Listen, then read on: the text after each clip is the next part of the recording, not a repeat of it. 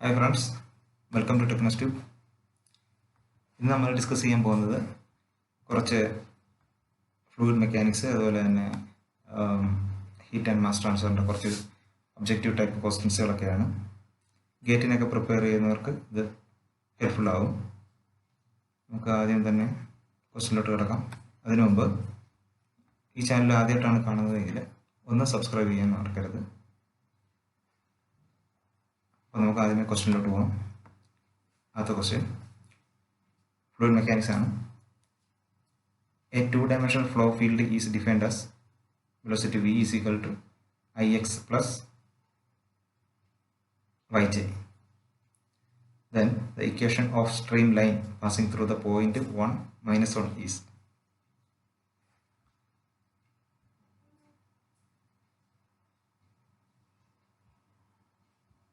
ഈ ക്വസ്റ്റിനകത്ത്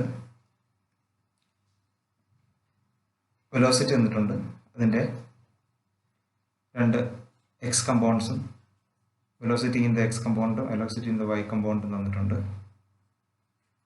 ഓക്കെ, അതായത് എക്സ് കമ്പോണൻറ്റിൻ്റെ വെലോസിറ്റി യു ആണ് എക്സ് എന്ന് കാണിച്ചിരിക്കുന്നത്. അതുകൊണ്ട് തന്നെ velocity in y component y ഡയറക്ഷനിലുള്ള കമ്പോണൻറ്റ് എന്ന് പറഞ്ഞത് വൈ ആയിട്ടാണ് കാണിച്ചിരിക്കുന്നത്. ഓക്കെ, അതായത് v is equal to y, v is equal to y. Okay, equation of the streamline നമുക്കറിയാം dx by u equal to ആണ് dy by v. Okay, ഇവിടെ ഈ ഇക്വേഷൻ വെച്ചിട്ട് നമുക്കറിയാം u is equal to x and v is equal to y. ഈ equation നമുക്ക് ഇതിനകത്തോട്ട് streamline ഇക്വേഷനിലോട്ട് സബ്സ്റ്റിറ്റ്യൂട്ട് ചെയ്ത് കഴിഞ്ഞാൽ d x by x is equal to d y by y എന്ന് കിട്ടും. പിന്നെ ഇൻറ്റഗ്രേറ്റ് ചെയ്ത് കഴിഞ്ഞാൽ നമുക്ക് log x is equal to log y plus log c. അതിനകത്ത് കോൺസ്റ്റൻറ്റ് സിയുടെ വില കണ്ടുപിടിക്കാം. കോൺസ്റ്റൻറ്റ് സിയുടെ വില is equal to x by y എന്ന് കിട്ടും അല്ലേ. അങ്ങനെയാണെങ്കിൽ കോൺസ്റ്റൻറ്റ് സിയുടെ വില അറ്റ് ദിസ് പോയിന്റ് 1 - 1 പോയിന്റിൽ സിയുടെ വാല്യൂ എന്ന് പറയുന്നത് -1 ആയിരിക്കും. ആ വാല്യൂ നമ്മൾ ഡയറക്റ്റ് സബ്സ്റ്റിറ്റ്യൂട്ട് ചെയ്ത് കഴിഞ്ഞാൽ x y by y is equal to -1.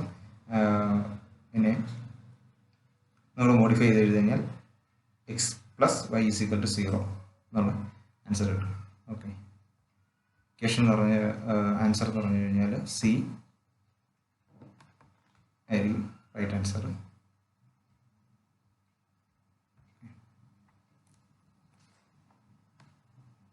Next question to go. Consider the following statement regarding the free vortex and choose the correct statement.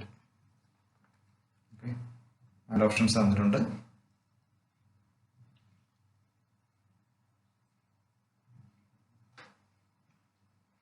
ഇതിനകത്ത് streamlines for free vortex flow ആണെങ്കിൽ equation psi is equal to r by 2 pi log r എന്നായിരിക്കും. അപ്പോൾ ഇതിനകത്ത് എന്ന് പറഞ്ഞു കഴിഞ്ഞാൽ stream ലൈൻസുകളൊക്കെ സർക്കിളുകളായിരിക്കും. അതുകൊണ്ട് തന്നെ പൊട്ടൻഷ്യൽ ലൈൻസ് റേഡിയലായിട്ടായിരിക്കും പോകുന്നത്. അപ്പോൾ പൊട്ടൻഷ്യൽ ലൈൻസിൻ്റെ equation potential function y is equal to r by 2 pi into theta. Okay, അതായിരിക്കും. അപ്പോൾ റൈറ്റ് ആൻസർ എന്ന് വെച്ച് കഴിഞ്ഞാൽ psi is equal to -r by 2 pi log r. Okay, right answer.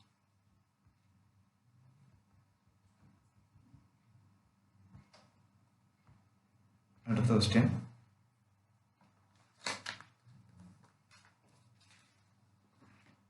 The depth of center of pressure for a rectangular lamina having the height of h immersed in water vertically with the top edge of lamina at a distance of h from the free surface of water. Okay, ഇതിൻ്റെ central പ്രഷറാണ് നമുക്ക് കണ്ടുപിടിക്കേണ്ടത്. Okay, ഒരു rectangle ലാമിനയുണ്ട്. h distance free സർഫസിൽ നിന്നും H distance മാറിയാണ് അത് place ചെയ്തിരിക്കുന്നത്, വെർട്ടിക്കലായിട്ടാണ് place ചെയ്തിരിക്കുന്നത്. ഓക്കെ,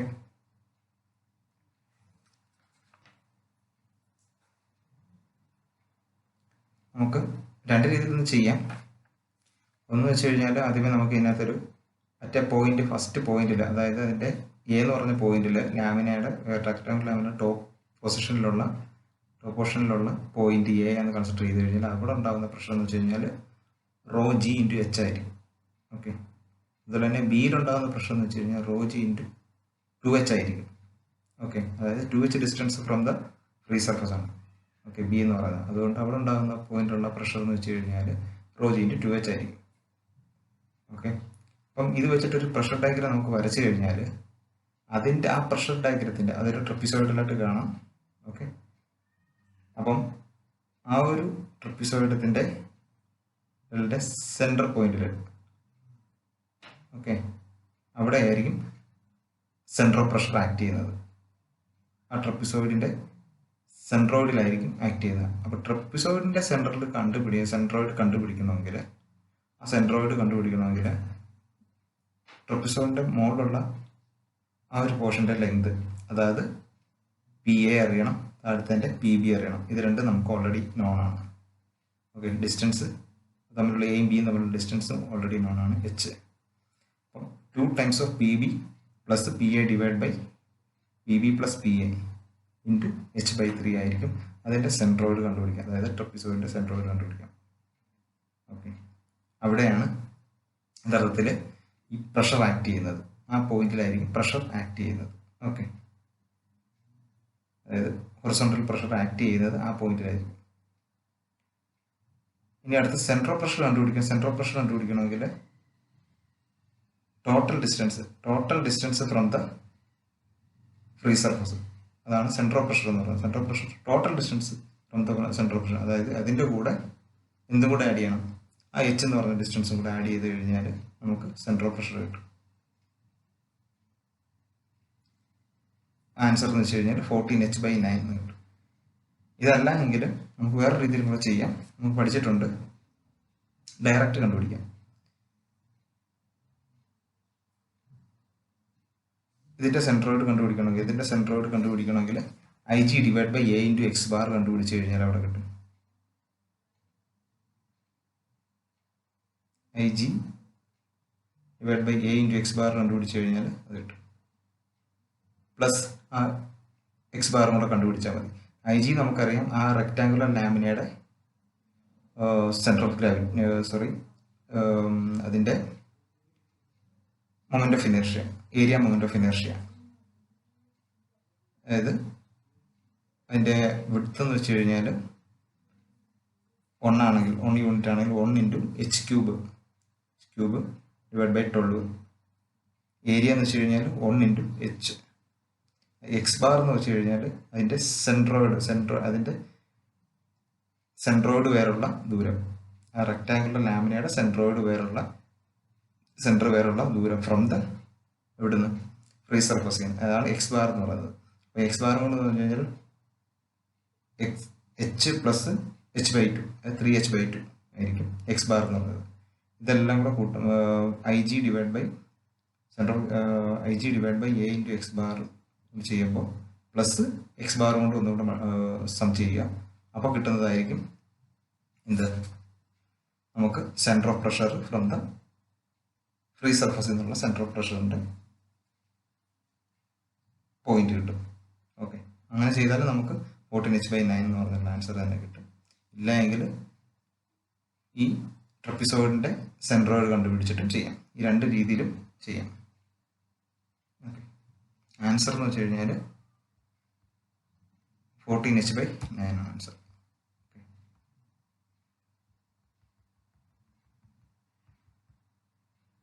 അടുത്തത്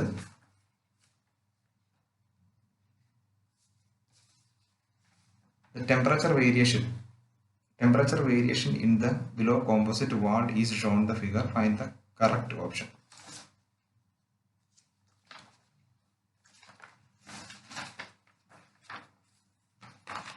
കറക്റ്റ് ഓപ്ഷൻ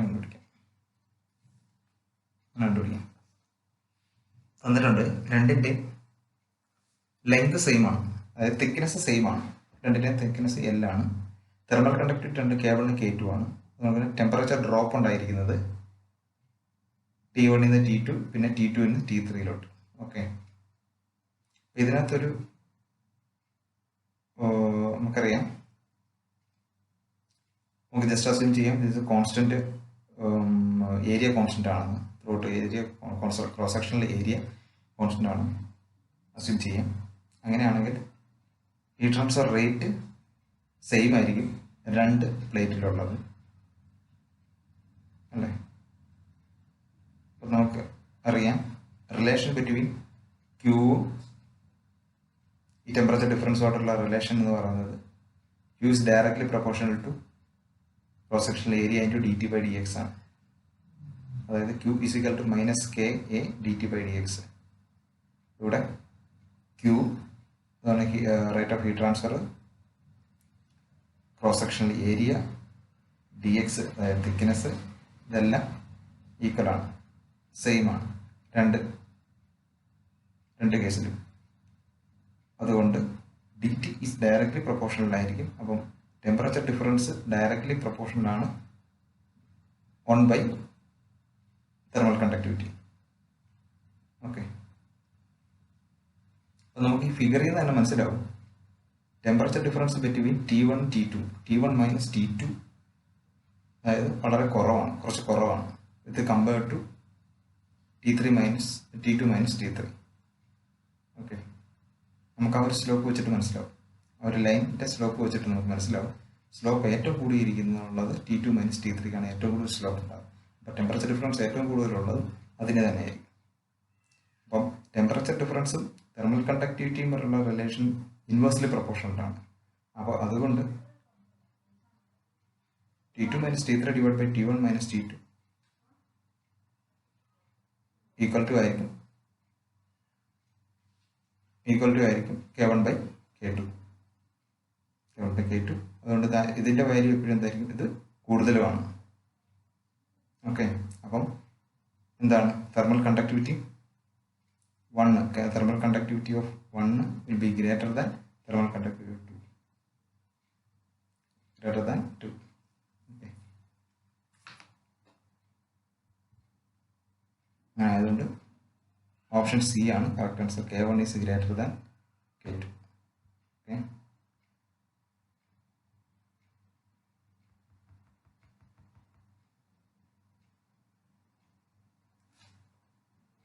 അടുത്തത് next question. For a glass plate absorptivity and reflectivity are specified as 0.07 and 0.08 respectively. The transmissivity of the glass plate is relation അറിയാം, അബ്സോർപ്റ്റിവിറ്റിയും റിഫ്ലക്റ്റിവിറ്റിയും ട്രാൻസ്മിസിബിലിറ്റിയും തമ്മിലുള്ള റിലേഷൻ എന്ന് പറയുന്നത് ഇതിൻ്റെ സമ്മ് എല്ലാം കൂടെ കൂട്ടുന്നത് യൂണിറ്റ് ആയിരിക്കും, അതായത് 1 ആയിരിക്കും. അപ്പം അങ്ങനെയാണെങ്കിൽ 1ൽ നിന്ന് ഈ അബ്സോർപ്റ്റിവിറ്റിയുടെ വാല്യൂ റിഫ്ലക്റ്റിവിറ്റിയുടെ വാല്യൂ കൂടെ കുറച്ച് കഴിഞ്ഞാൽ നമുക്ക് എന്ത് കിട്ടും, ട്രാൻസ്മിസിവിറ്റി കിട്ടും. അതിൻ്റെ വാല്യൂ എന്ന് വെച്ച് കഴിഞ്ഞാൽ 0.85 ഇസ് ദ റൈറ്റ് ആൻസർ.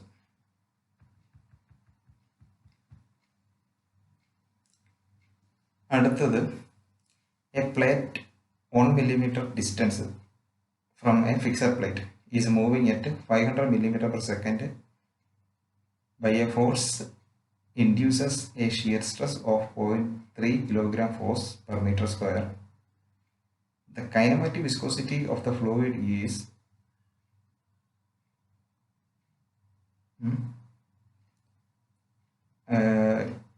ആണ് കണ്ടുപിടിക്കേണ്ടത്. Flowing between the plate is in സ്റ്റോക്കിലാണ് കണ്ടുപിടിക്കേണ്ടത്.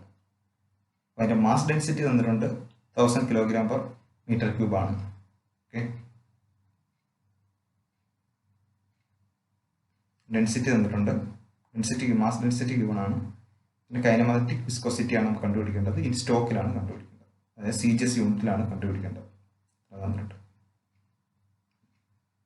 അപ്പോൾ പിന്നൊരു കാര്യം തന്നിരിക്കുന്നത് വെച്ച് കഴിഞ്ഞാൽ അതിൻ്റെ ഷിയർ സ്ട്രെസ് ടോ തന്നിട്ടുണ്ട്. അത് തന്നിരിക്കുന്നത് കിലോഗ്രാം ഫോഴ്സിലാണ് തന്നിരിക്കുന്നത്. Kilogram force per metre square ആണ്. കിലോഗ്രാം ഫോഴ്സ് പെർ മീറ്റർ സ്ക്വയറിനെ എങ്ങോട്ട് മാറ്റണം? 9.81 അതിൻ്റെ ഐസൊലേഷൻ ഡ്യൂ ടു ഗ്രാവിറ്റി കൊണ്ട് മൾട്ടിപ്ലൈ ചെയ്ത് കഴിഞ്ഞാൽ നമുക്ക് എന്തായിട്ട് മാറ്റാം? ന്യൂട്ടൺ പെർ മീറ്റർ സ്ക്വയറിലോട്ട് അതിനെ കൺവേർട്ട് ചെയ്യും. ഓക്കെ, അപ്പം tau is equal to 0.3 into 9.81 that will be equal to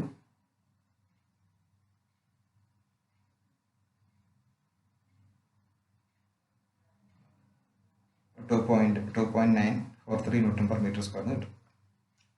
പിന്നെ നമുക്കറിയാം റിലേഷൻ അറിയാം, tau is equal to mu into DU/dy. Okay, ആ റിലേഷൻ അറിയാം. ആ റിലേഷനിൽ നമുക്ക് എന്ത് കിട്ടും? അതിൻ്റെ ഡൈനാമിക് വിസ്കോസിറ്റി മ്യൂ കിട്ടും. അതിൻ്റെ വാല്യൂ കിട്ടും 5.8886 × 10⁻³ newton second per metre square എന്നത് കിട്ടും. പിന്നെ വേറെ റിലേഷൻ അറിയാം, കൈനമാറ്റിക് വിസ്കോസിറ്റി എന്ന് പറയുന്നത് ഡൈനാമിക് വിസ്കോസിറ്റി ഡിവൈഡ് ബൈ അതിൻ്റെ മാസ് ഡെൻസിറ്റിയാണ്. ഓക്കെ, ഇത് രണ്ടും വെച്ച് കഴിഞ്ഞാൽ കൈനമാറ്റിക് വിസ്കോസിറ്റിയും ഇവിടുന്ന് കിട്ടും. പക്ഷെ അത് കിട്ടുന്നത് മീറ്റർ സ്ക്വയർ പെർ സെക്കൻഡിലാണ്. മീറ്റർ സ്ക്വയർ പെർ സെക്കൻഡിൽ നിന്ന് നമുക്ക്, അതായത് അത് SI യൂണിറ്റിലാണ്. SI യൂണിറ്റിൽ നിന്നും നമുക്ക് അതിനെ CGS യൂണിറ്റിലോട്ട് മാറ്റണം, അതായത് സ്റ്റോക്കിലോട്ട് മാറ്റണം. അതായത് റിലേഷൻ എന്ന് പറയുന്നത് 10⁴, സ്റ്റോക്ക് എന്ന് പറയുന്നതാണ് 1 മീറ്റർ സ്ക്വയർ പെർ സെക്കൻഡ്. അങ്ങനെയാണെങ്കിൽ 5.886 × 10⁻⁶ മീറ്റർ സ്ക്വയർ പെർ സെക്കൻഡ് എന്ന് പറയുന്നത് എത്ര സ്റ്റോക്ക് ആയിരിക്കും? അതിനെ 10⁴ കൊണ്ട് മൾട്ടിപ്ലൈ ചെയ്താൽ മതി. ഓക്കെ, അങ്ങനെ 5.88 × 10⁻² സ്റ്റോക്സ് കിട്ടും. ഓക്കെ,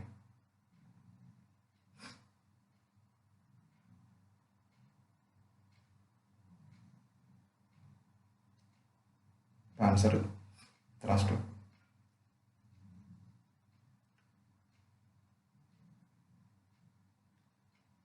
രണ്ട് സ്ഥാനം മാറ്റി പോയിന്റ് ഇടുക.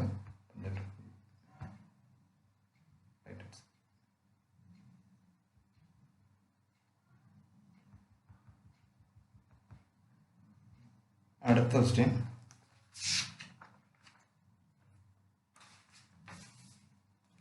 the degree of reaction for a Francis turbine is given by.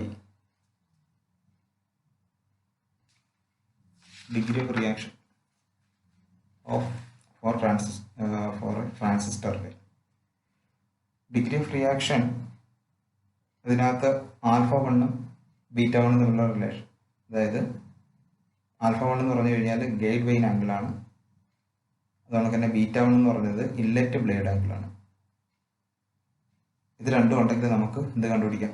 Degrees of reaction, degree of reaction for a Francis turbine കണ്ടുപിടിക്കാൻ പറ്റും. ഇൻഡിക്കേഷൻ എന്ന് പറഞ്ഞാൽ 1 - cot α1 divide by 2 × cot β1 minus cot α1 minus cot β1. Okay, it is the right answer. അതായത് option A ആണ് correct answer.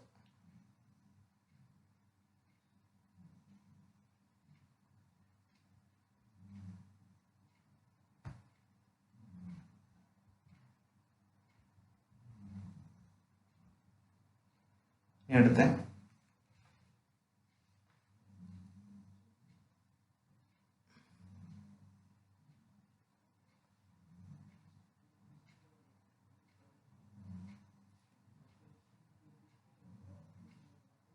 fouling film coefficient കണ്ടുപിടിക്കണം. fouling film coefficient of heat exchanger in watt per meter square Kelvin, due to which overall heat transfer coefficient on outer surface is decreases to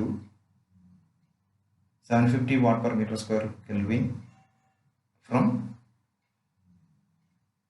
1200 watt per meter square Kelvin is. And the fouling film coefficient ആണ് നമ്മൾ കണ്ടുപിടിക്കേണ്ടത്. Heat എക്സ്ചേഞ്ചറിന്റെ fouling film coefficient കണ്ടുപിടിക്കണം. അങ്ങനെയാണ് fouling ഫാക്ടറുകൾ കണ്ടുപിടിക്കണം. Fouling factor റെസിപ്രോക്കലാണ് fouling film coefficient എന്ന് പറയുന്നത്. അങ്ങനെ ഫോളിംഗ് ഫാക്ടർ കണ്ടുപിടിക്കണം. ഫോളിംഗ് ഫാക്ടർ F എന്ന് പറയുന്നത് ഓവറോൾ ഹീറ്റ് ട്രാൻസ്ഫർ കോഎഫിഷ്യന്റിന്റെ തമ്മിലുള്ള റെസിപ്രോക്കലിന്റെ ഡിഫറൻസ് ആണ്. ഓക്കെ, ഇവിടെ തന്നിട്ടുണ്ട് ഔട്ട്, അതായത് ഫൈനലും ഇനിഷ്യലും ഓവറോൾ ഹീറ്റ് ട്രാൻസ്ഫർ കോഎഫിഷ്യന്റ് തന്നിട്ടുണ്ട്. ഓക്കെ, ഇനിഷ്യൽ എന്ന് പറഞ്ഞാൽ 1200, ഫൈനൽ എന്ന് പറഞ്ഞാൽ 750 ഓവറോൾ ഹീറ്റ് ട്രാൻസ്ഫർ കോഎഫിഷ്യന്റ് തന്നു. അങ്ങനെയാണെങ്കിൽ ഇതിന്റെ റെസിപ്രോക്കൽ, ഓരോന്നിന്റെ റെസിപ്രോക്കൽ എടുത്തിട്ട് മൈനസ് ചെയ്യാം. അതായത് 1/1200 750 മൈനസ് 1/1200 അങ്ങനെയാണെങ്കിൽ നമുക്ക് എന്ത് കിട്ടും? ഫോളിംഗ് ഫാക്ടർ കിട്ടും. ഫോളിംഗ് ഫാക്ടർ റെസിപ്രോക്കൽ എടുക്കുക. റെസിപ്രോക്കൽ ഇട്ട് കഴിഞ്ഞാൽ എന്ത് കിട്ടും? നമുക്ക് ഫോളിംഗ് ഫാക്ടർ കിട്ടും. ഫോളിംഗ് ഫില്ലിംഗ് കോഎഫിഷ്യന്റ് കിട്ടും.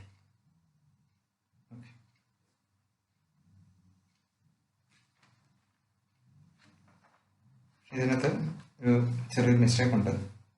അതായത് കറക്റ്റ് ആൻസർ എന്ന് വെച്ച് കഴിഞ്ഞാൽ 2000 ആണ്. ഓപ്ഷൻ ചെറിയ എടുത്തിട്ടുണ്ട്. ഓപ്ഷൻ 2000 ആണ് റൈറ്റ് ആൻസർ കേട്ടോ. ചെറിയൊരു വ്യത്യാസമുണ്ട്.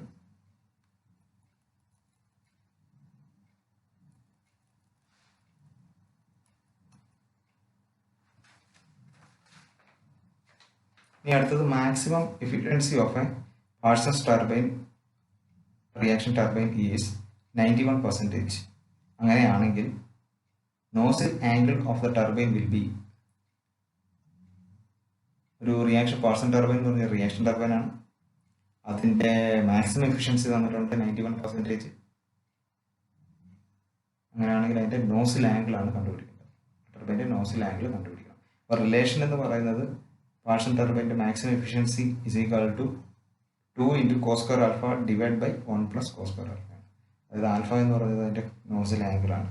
അപ്പം സബ്സ്റ്റിറ്റ്യൂട്ട് ചെയ്യുക വാല്യൂസ് എല്ലാം, അവിടെ നിന്നും ആൽഫയുടെ വാല്യൂ കണ്ടുപിടിക്കുക. 5 = 23.97 degree.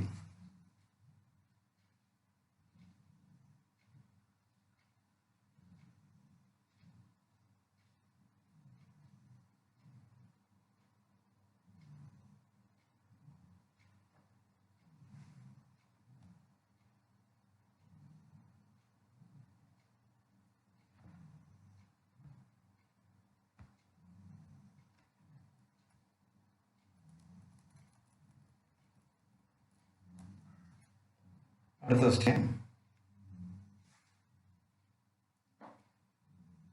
For a flow over a flat plate, hydrodynamic boundary layer thickness is 0.4 millimeter. The dynamic viscosity is 25 × 10⁻⁻⁶ Pascal/second. Specific heat is 2 kJ/kg/Kelvin, and the thermal conductivity is 0.05 W/m²Kelvin. So, thermal boundary layer thickness would be,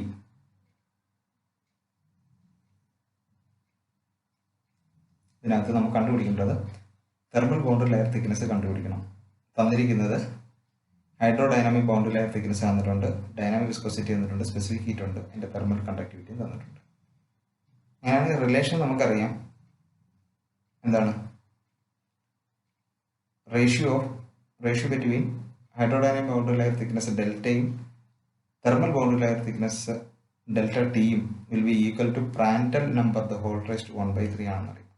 അങ്ങനെയാണ് Prandtl number കണ്ടുപിടിക്കണം. പ്രാൻഡൽ നമ്പറിന്റെ equation എന്ന് വെച്ച് കഴിഞ്ഞാൽ μCp/K ആണ്. ഇതിനകത്ത് dynamic viscosity μ തന്നിട്ടുണ്ട്, specific heat Cp value തന്നിട്ടുണ്ട്, thermal conductivity K also given. അപ്പോൾ അതിനകത്ത് സബ്സ്റ്റിറ്റ്യൂട്ട് ചെയ്യുന്ന പ്രാൻഡൽ വാല്യൂ കിട്ടും. പ്രാൻഡൽ വാല്യൂ സബ്സ്റ്റിറ്റ്യൂട്ട് ചെയ്ത് കഴിഞ്ഞാൽ കിട്ടുന്ന വാല്യൂ എന്ന് വെച്ച് കഴിഞ്ഞാൽ 1 ആണ്. അങ്ങനെയാണെങ്കിൽ എന്തായിരിക്കും? തെർമൽ ബൗണ്ടറി ലെയർ തിക്നെസ്സും ഹൈഡ്രോഡൈനാമിക് ബൗണ്ടറി ലെയർ തിക്നെസ്സും സെയിം ആണെന്നാണ്. അതുകൊണ്ട് ആൻസർ 0.4 ആണ്.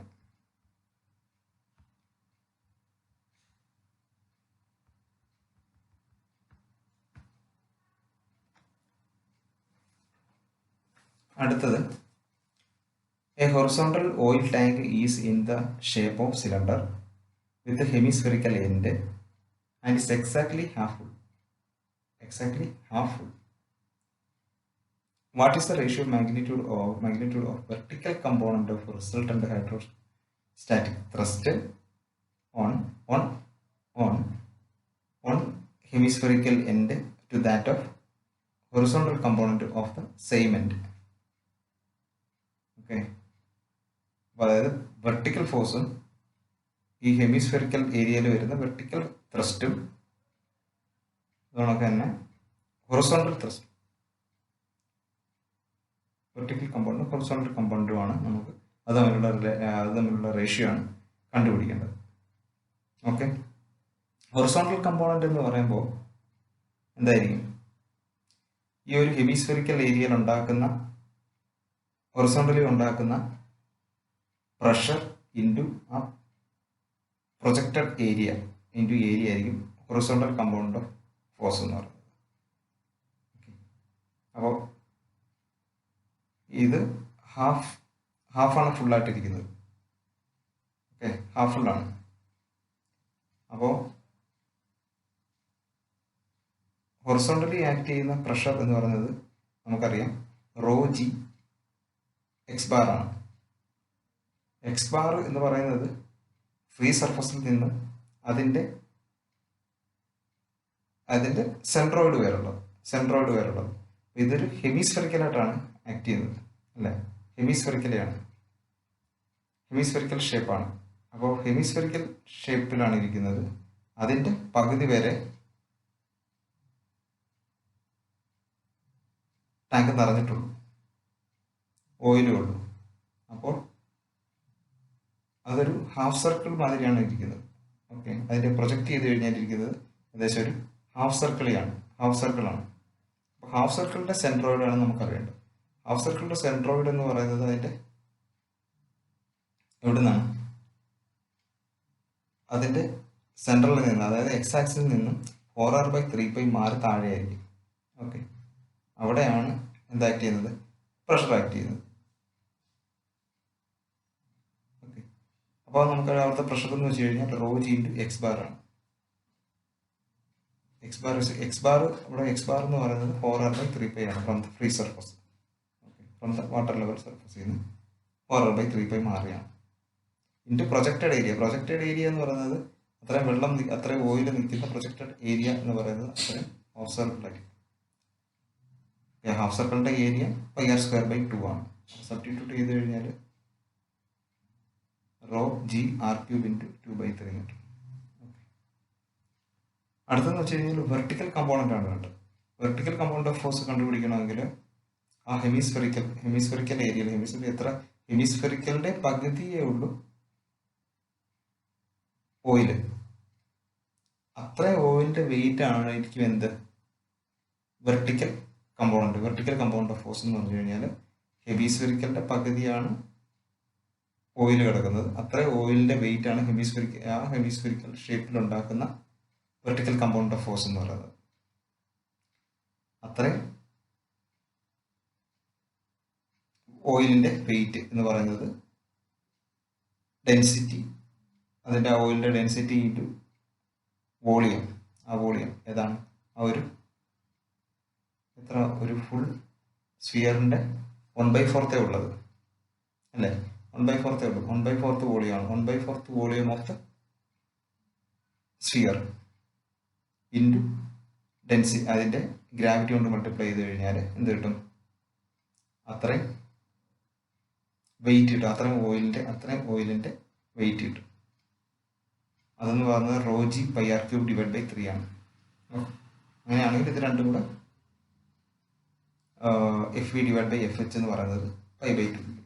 Okay, equal to π/2. ആൻസർ π/2 ആണ്.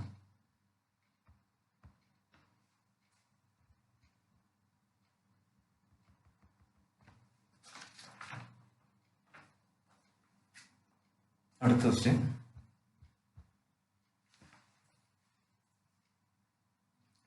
two pipe of length 2500 meter each and a diameter of 80 centimeter and 60 centimeter respectively are connected in parallel. The coefficient of friction for each pipe is 0.006. The total flow is equal to 250 liter per second. The rate of flow in liter per second in larger pipe is ചോദിച്ചിരിക്കുന്നത്. പാരലായിട്ടാണ് connection പോയിരിക്കുന്നത്. രണ്ട് പൈപ്പുകൾ പാരലിയാണ് connect ചെയ്തിരിക്കുന്നത്.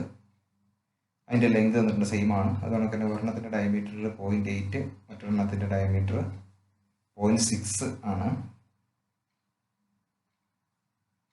പിന്നെ friction factor F തന്നിട്ടുണ്ട് 0.006 തന്നിട്ടുണ്ട്. അതുകൊണ്ട് തന്നെ അതിൻ്റെ ടോട്ടൽ ഡിസ്ചാർജ് തന്നിട്ടുണ്ട് 250 ലിറ്റർ പെർ സെക്കൻഡ് ആണ്.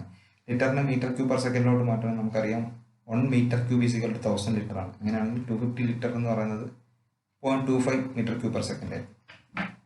Okay, 25 metre cube per second ആയി. അങ്ങനെയാണ് നമുക്ക് കണ്ടുപിടിക്കേണ്ടത് ഫസ്റ്റ് പൈപ്പിലൂടെ പോകുന്നത്, അതായത് 0.8 മീറ്റർ ഡയമീറ്ററുള്ള പൈപ്പിനകത്തൂടെ പോകുന്ന ഡിസ്ചാർജാണ് നമുക്ക് കണ്ടുപിടിക്കുന്നത്. പക്ഷേ നമുക്കൊരു കണ്ടീഷൻ ഉണ്ട്, പാരലൽ കണക്ഷനാണ്. പാരലൽ കണക്ഷൻ ആണെങ്കിൽ ഇതിൽ രണ്ടിലും ഉണ്ടാകുന്ന ഹെഡ് ലോസ് സെയിം ആയിരിക്കും. ഓക്കെ, ഹെഡ് ലോസ് രണ്ട് പൈപ്പിലും സെയിം തന്നെ ആയിരിക്കും. അങ്ങനെയാണെങ്കിൽ ഇപ്പം ഹെഡ് ലോസ് നമുക്കറിയാം, ഹെഡ് ലോസ് ഇസിന്റെ ഇക്വേഷൻ എന്ന് വെച്ച് കഴിഞ്ഞാൽ FLV²/d2g ആണ്. ഓക്കെ, അപ്പോൾ ഇവിടുന്ന് നമുക്ക് എഫ് സെയിം ആണ്, ലെങ്ത് സെയിം ആണ്, ജി സെയിം ആണ്. അപ്പോൾ നമുക്ക് relation V²/d of first pipe will be equal to ആയിരിക്കും V²/d of the second pipe എന്ന് പറയുന്നത്. അപ്പം വെലോസിറ്റി ഇവിടെ തന്നിട്ടില്ല. അപ്പോൾ വെലോസിറ്റി ഇൻ ടൈംസ് ഓഫ് നമുക്ക് ഒരു ഡിസ്ചാർജിന്റെ ഫോമിലോട്ട് മാറ്റണം. ഓക്കെ, വെലോസിറ്റി നമുക്കറിയാം Q/A ആണ്.